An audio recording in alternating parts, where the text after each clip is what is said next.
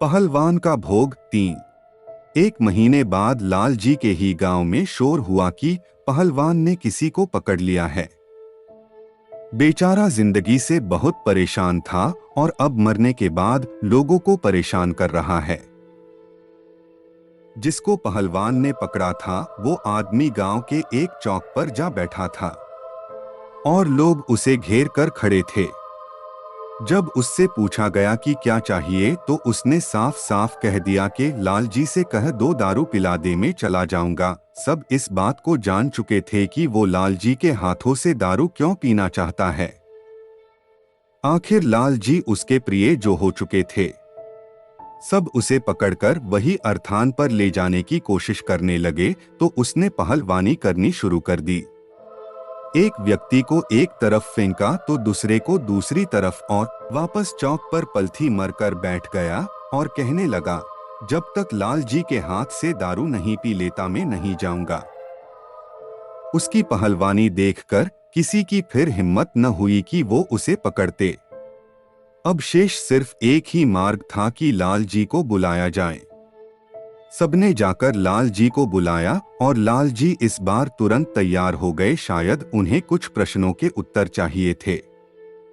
वो तुरंत जाकर वहां पहुंच गए। वो पहलवान उन्हें देखकर इसे खुश हुआ जैसे किसी अपने से वर्षों बाद मिल रहा हो। लाल जी आओ, देखो ये लोग मुझे मरने आ रहे थे। उसने अपना झूठा सा दर्द बयां कर लाल जी की सांत्वना पानी चाहिए। क्यों परेशान कर रहे हो? दारू लेनी है तो और किसी से भी ले लो, मुझे क्यों पीड़ित कर रखा है? लाल जी ने अपने दर्द की वजह उसी को बताते हुए अपना दर्द बयां कर दिया। नहीं, तुम्हारे हाथों से मुझे तृप्ति मिलती है, उसने कहा। तब तक लाल जी ने चोटिल उन दोनों व्यक्तियों को देखा। क्यों मारा इन लोगों को? पहलवानी करनी है तो जाकर अखाड़े में करो, लाल जी ने चोटिल उन लोगों की तरफ से कहा।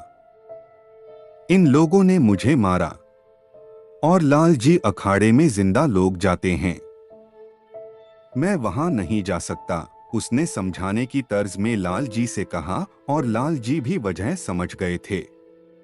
वो वजह मैं यहां आप लोगों को नहीं बता सकता।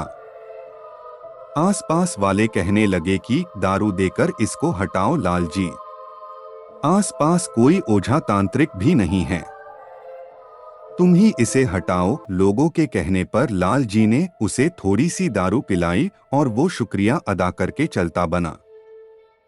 लाल जी अब और परेशान हो गए। मतलब साफ था, जब भी इसे प्यास लगेगी ये किसी को भी पकड़ लेगा और मुंह खोलकर मेरा नाम लेकर दारू मांगेगा, न जाने कहां कहां बदनाम करेगा।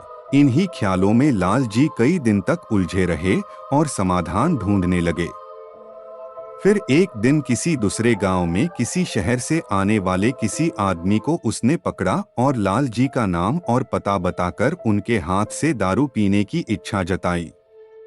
रात के करीब 11 बजे थे। गांव में 11 बजे का वक्त अत्यधिक आधी रात का वक्त हो जाता है। उस वक्त पर ही कुछ व्यक्ति लाल जी के घर आए, साथ चलने की प्रार्थना करने लगे, यहाँ तक कि पैसों की पेशकश तक कर दी। एक तो लाल जी का आलस्य, ऊपर से रात का वक्त, दोनों ने पहरे लगा रखे थे, मगर इतना परेशान उन लोगों को देखकर वो जाने के लिए राजी हो गए। वहां पहुंचते ही लाल जी को वो देखकर खुशी से बोला, आओ लाल जी।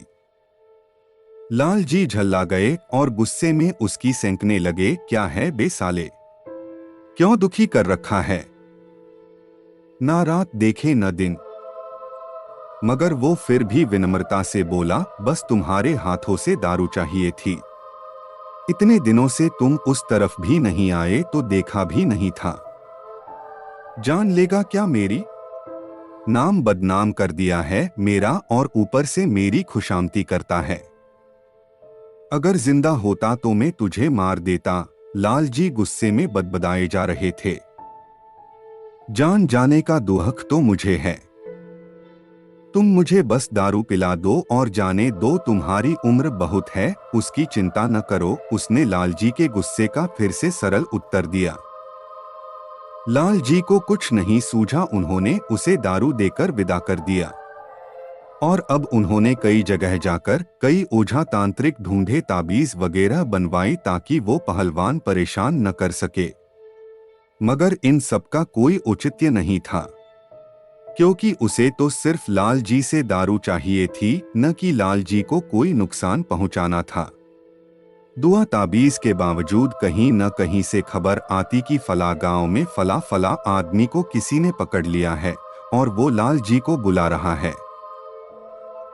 लाल जी तुरंत समझ जाते और अनमने मन से वहां लोगों के आग्रह पर चले जाते।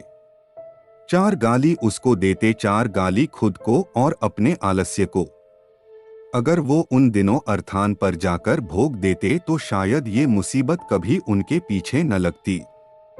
कभी बरसात, कभी जलती धूप, कभी रात, कभी सुबह, कभी कहीं तो कभी कहीं से कोई आ जाता कि लाल जी चलो दारू देके उसको बचा लो। उन्हें अपना काम छोड़कर भी जाना पड़ जाता। लाल जी को ये सब करते हुए करीब 1 साल बीत चुका था।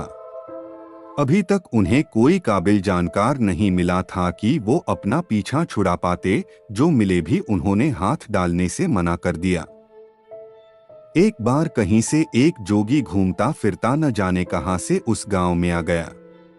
उसने लाल जी के घर का पता पूछा और लाल जी के घर पहुंच गया। लाल जी ने जब एक अनजान आदमी को देखा तो वो तुरंत तैयार हो गए कि फिर से उसी ने किसी को पकड़ा होगा जिससे ये जोगी बुलाने आया है। लाल जी, आपसे एक बात करनी है, क्या आप मेरे साथ थोड़ी देर के लिए बाहर आएंगे? जोगी ने लाल जी से कहा। लाल जी को उनके बड़े भाई को भी थोड़ी हैरानी हुई कि बुलाने नहीं आए, सिर्फ बात करने आए हैं। जोगी लाल जी को एक किनारे ले गए। मैंने एक पहलवान जैसे आदमी को वहां रेल की पटरी पर देखा है, वो मर चुका है। उसने मुझे तुम तक ये संदेश देने को कहा है कि तुम उसे दारू पिलाओ एक निश्चित समय अंतराल पर। क्या तुम जानते हो उसे? जोगी ने लाल जी से कहा। इतना कहना कि लाल जी ने सारी अपनी व्यथा जोगी को सुना दी और कहा कि शायद ये मेरी भाग्य ही है जो मुझे अपने आलस्य की सजा इस कदर मिल रही है। जोगी ने सारी बात सुनी और कहा कि मैं तुम्हें इससे निजात दिला सकता हूं, मगर तुम्हें इसके लिए एक दारू की बोतल के साथ मेरे साथ आना होगा वहीं पर। लाल जी को तो जैसे भगवान मिल गए। आखिर किसी ने तो कहा कि वो उन्हें निजात दिला सकता है। लाल जी फिर उस जोगी के कहने पर छत से भी कूद जाते। वो इस बात के लिए राजी हो गए। लाल जी ने उन्हें अपने घर में ही ठहराया। वो एक विचरण करते जोगी थे। उस वक्त में इस तरह के साधु अक्सर हुआ करते थे जो अपना ठिकाना एक जगह नहीं बनाते थे और जन कल्याण में जीवन समर्पित कर देते थे। वो लाल जी के घर एक दिन रुके और सिर्फ फलाहार किया। रात में उन्होंने लाल जी उस पहलवान के स्थान पर जाकर एक बोतल शराब रखाने को कहा और फिर लाल जी सो जाने के लिए कहकर खुद रात भर जागते रहे और न जाने बिना किसी सामग्री के कौन सी क्रिया करी। सुबह उठकर उन्होंने एक डिबिया सी दिखाई लाल जी को, उनके बड़े भाई को और कहा कि इसे रख लो, जब कभी पहलवान से कोई काम करवाना हो तो ये डिबिया खोलकर थोड़ी सी शराब पिला देना, तुम्हारा सारा कहा मानेगा। लेकिन इस डिबिया को कभी खाली मत करना। लेकिन लाल जी और उनके बड़े भाई दोनों ने उसे रखने से मना कर दिया और भेंट स्वरूप जोगी बाबा को नए वस्त्र दिए, जिसे उन्होंने खुशी से स्वीकार किया और अपने रास्ते चल दिए। लाल जी के लिए तो वो साक्षात भगवान का अवतार थे। तब से लाल जी ने निर्णय लिया कि आलस्य को दोबारा हावी नहीं होने देंगे और न ही बिना जाने कहीं भी किसी को भी भोग देंगे। दोस्तों, इस घटना को जानने के बाद ये सीख मिली है कई लोगों को कि कहीं भी किसी के भी नाम से भोग नहीं देना चाहिए, क्योंकि हम नहीं जानते कि उसे कौन ले रहा है। कई लोग इस तरह से भोग अर्पित करते हैं। याद रखिए, हर भोग विधिवत होना चाहिए। यूं ही बिना जानकारी के सिर्फ नाम लेकर अर्पित किया गया भोग अक्सर दूसरी शक्तियां ही ग्रहण करती हैं और इसकी आदी हो जाती हैं। इसलिए बिना किसी जानकार की सलाह के इसे कार्य बिल्कुल न करें। बस दोस्तों, आज के लिए बस इतना ही। और वीडियोस के लिए आप प्लेलिस्ट भी चेक कर सकते हैं। आपको नेक्स्ट वीडियो कौन से टॉपिक पर चाहिए मुझे कमेंट करके जरूर बताएं। मिलते हैं आपको अगले वीडियो में। तब तक के लिए सुरक्षित रहे, सतर्क रहे।